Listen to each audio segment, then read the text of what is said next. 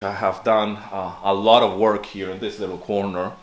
Over the years, I have done my YouTube videos. Well, I started in the other room, but here I've done a lot of work.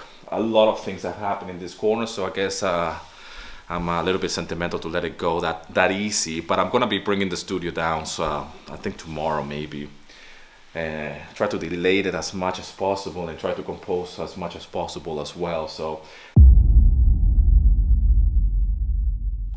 You can barely see the studio from the kitchen. The boxes are getting out of control. We're still in the middle of moving, and the studio is the last thing that's gonna go. I'm working on a track. It's a light pop rock track that I've been just jamming along, really. Something very simple, something very basic. And I wanna show you how you can make your tracks to be a little bit more groovy and a little bit more less rigid when it comes down to the quantization, or to be everything to be on the grid. And it's just, this is a perfect example, because here I have a drum track or a drum loop that I'm using here from Logic, that I usually use this type of drums because it's very easy for me to get going or to start off an idea. That doesn't mean that it's necessarily going to be the drums that I'm going to use for the final track or to the end of the track, or it's going to be like the main drums, if you will. But at least it gives me an idea, and it's a very generic drum track, so it's excellent for me to make it all happen as fast as possible. Now I have a guitar, well, two guitars that are just playing some chords, and I have a melody, and as well I have a bass. So everything is being played.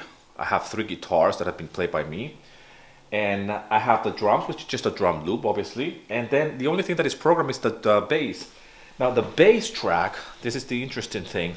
The bass track, because I'm programming, I wanted to make it as groovy, or with that little swing that the guitar parts have, and I want to show it to you very quickly, so you can. And I did the bass. I actually programmed it on purpose because I usually play the bass myself as well, and I like to really lock in or make the whole track swing with a natural groove with the guitars and the bass, but I do program bass from time to time, and this is a perfect example. This track is a perfect example, so I can show you the accents of the bass, and I'm still working on it. It's not finished, the whole groove. So at this point, I'm just focusing on the groove, and I'm focusing on the actual swing of the overall track, which is being dictated by the guitars. And I want to show you very quickly how you can do the same thing with your own tracks, and how can you be, it can still be like a very to the beat, and a slave to the actual 4x4, if you will, beat, but at the same time, it doesn't have to be so rigid. It could be a little bit ahead and a little bit, with a little bit of a swing and a push and pull, which makes music very exciting, and it gives you a little bit of a swing, a little bit of a groove going on, which is very good to do that and to apply that to any music that is being programmed. And especially if you're using a lot of quantization, your music might sound a little bit rigid. You might want to introduce this kind of accents that I'm about to show you very quickly here. Okay, I'm gonna play you the whole track, and then I'm gonna dissect a little bit of the bass, which is the one that is being programmed. And the bass line is trying to really go together with the guitars, which are a little bit ahead of the actual beat, if you will. And this is just the nature of this groove, or the nature of this track. So here we go. This is the track that I'm working on right now.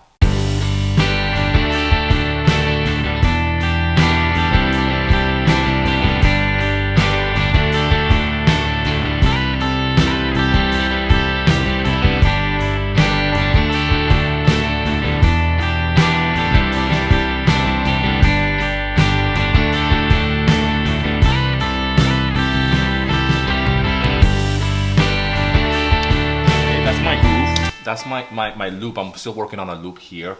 Now here's the thing, this track started like this with just one guitar, and this is the main rhythm or the main chord progression. Okay, so here we go.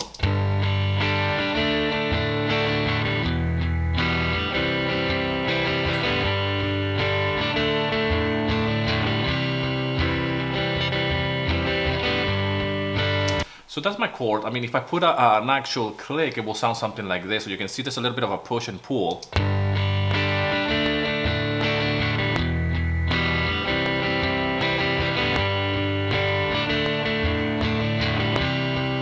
it's a little bit ahead, and that's just the nature of this type of riff. Now what I did is just have a second guitar, and it will sound something like this. And this is the harp hand, one to the left and one to the right. That's the second guitar.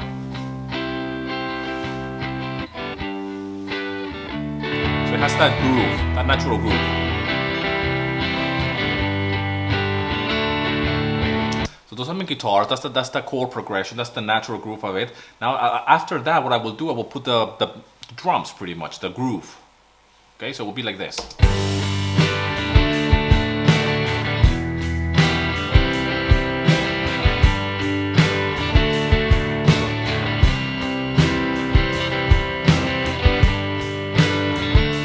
Okay, when I recorded this, I feel like, okay, this is really boring. There's nothing special about it. I'm just grooving along with two chords or two different guitar parts, I should say.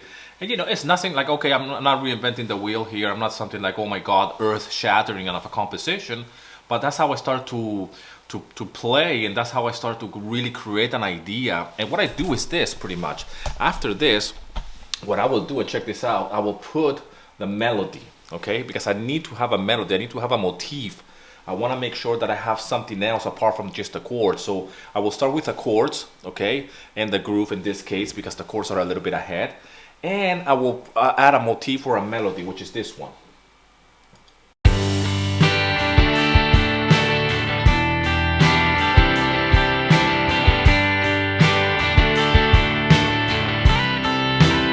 This guitar right here.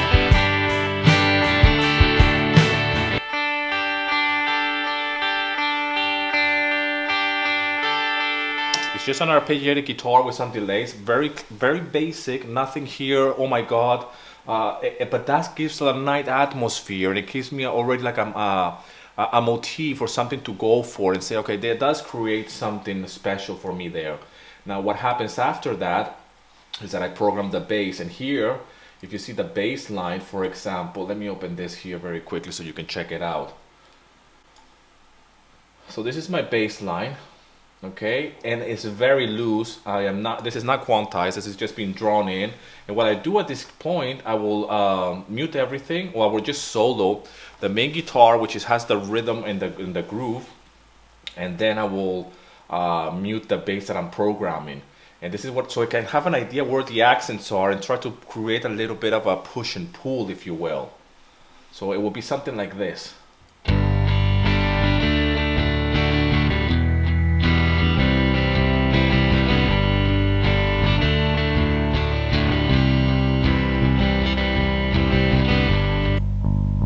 That's just the bass.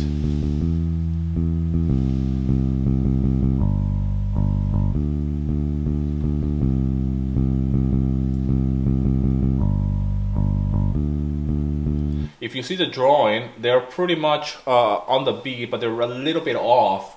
And the very first note as well of the second bar, it starts differently. It doesn't start on the actual beat. It's a little bit ahead, and you can see there's a gap and everything. That is being done on purpose. And I'm just following the guitar part here.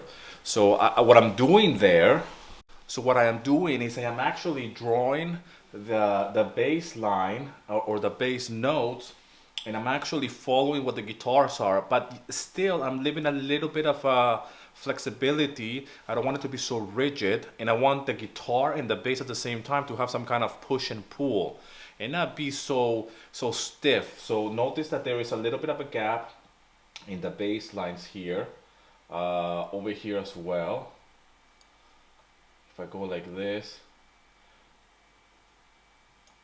here they're pretty together, but in the first ones they're really, and I'm still working on this line, it's a little bit of a gap. It's not like exactly when it ends and it meets the other note, and that's what's interesting, and that's what makes it groove. Okay, I'm gonna play it again. Just the main guitar part with the actual bass, so you can hear it very clearly how the whole thing kind of like push and pull a little bit. That's the bass and with the guitar.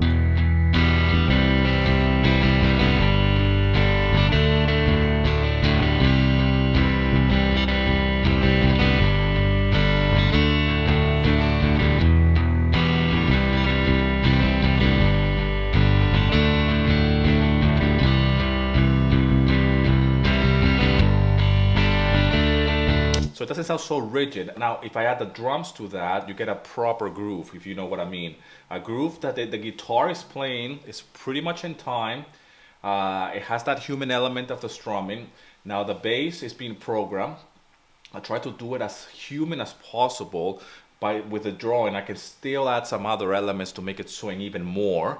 But I want it from the get-go, when I'm drawing the notes, I want it to be as close as possible to what I want it to be, so I can feel that natural swing of the notes already being put in there by me, without adding any other quantization or anything at all, okay? I'm just going by me actually drawing and say, yes, I want it to be actually imperfect when I'm drawing. I don't want it to be exactly what it should be.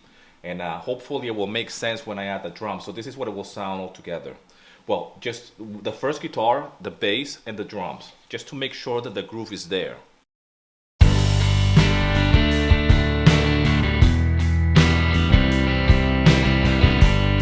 guitars are panned to the left, this main guitar.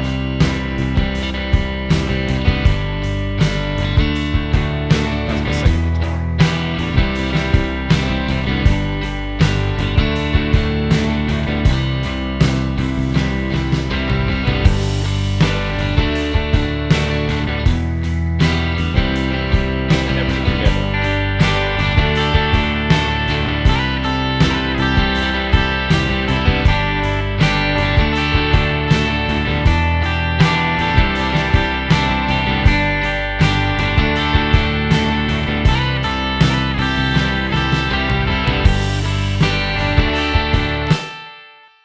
Now this is a very basic technique, I guess, and you can do it your way. You can actually maybe draw the bass the way you want it to do, or any virtual instrument for that matter, and then quantize and add some swing. That's another way to do it.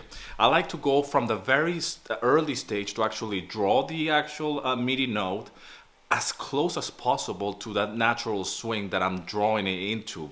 And I don't want to depend so much on the MIDI swing or the MIDI modulation when it comes down to this manipulation of the actual swing, which you can do it. You know, I'm not saying that there's no right or wrong way to do it. It's just what makes you right for you, and the easiest way, the shortcut. Okay, and I find that it's more rewarding for me to actually draw the note and try to put it as imperfect as possible, but still within the context of the actual track and the natural swing of the guitar playing in this case, because the guitar is the one that's dictating where that note goes or where that accent will go when it comes down to the bass. So the bass is pretty much following the guitar and are already making a groove with that guitar playing and that guitar rhythm pattern, if you will. And then obviously the drums will, it's not mechanic, but it's already there. It's very predictable. So I wanted to make it as much swing as possible.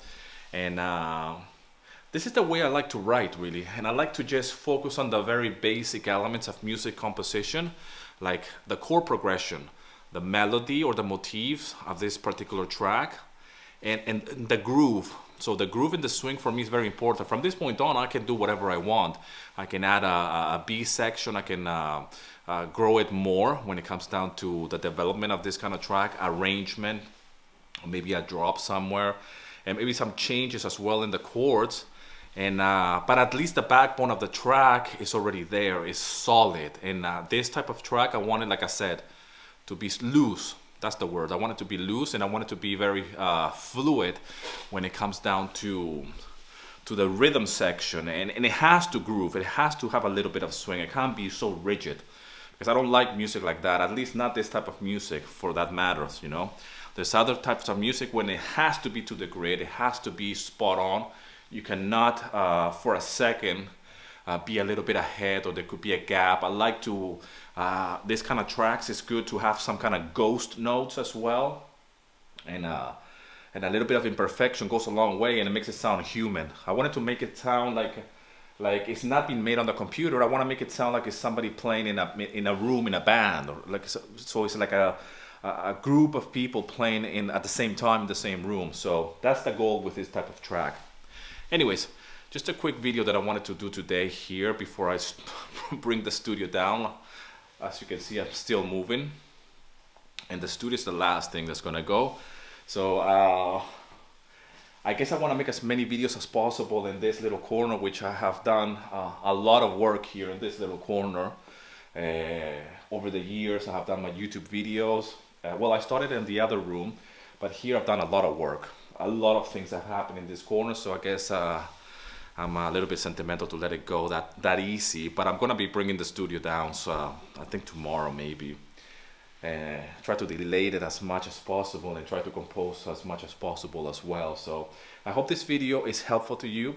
I want to do more videos like this of how I compose music and how I record my stuff as well, and how I come up with ideas actually as well. So you can do the same thing and see that it's very simple. It's not that complicated, and you can apply and use your own techniques, and just by looking at how I do it and how music, how you can write music in a simple way without knowing too much about it, just having certain blueprints or techniques and little tricks here and there, you can just come up with a nice idea for your music tracks and your compositions.